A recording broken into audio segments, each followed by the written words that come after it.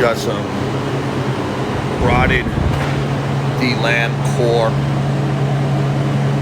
They make it too accessible for us. Ride wells in place, because they're on top of laminate that we need to get to remove rot.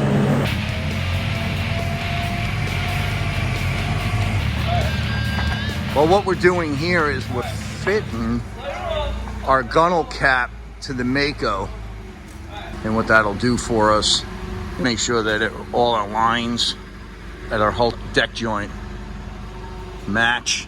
And then we have to put our transom well in and fabricate that to bring that up to the 30 inches that we brought the transom up to. We fitted the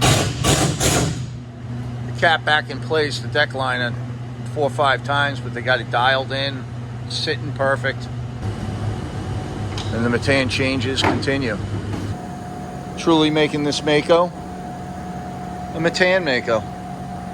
Bill will be able to say it's the only one out there. And it's such a subtle change. And boy, does it just look badass. We changed up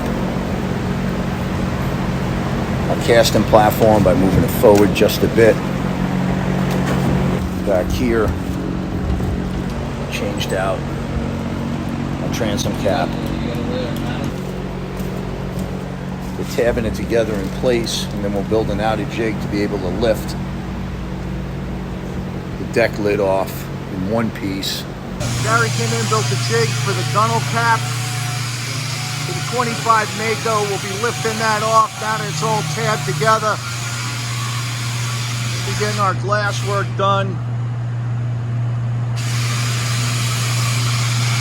Get our new deck glass back into the liner and move forward.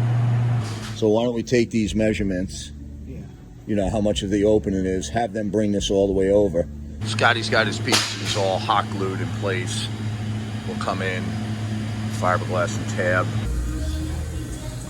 Some of the last tabbing on our Mako deck liner, and some heavy fabrications to it. We have an inner jig. Pretty much Frankenstein this whole top deck.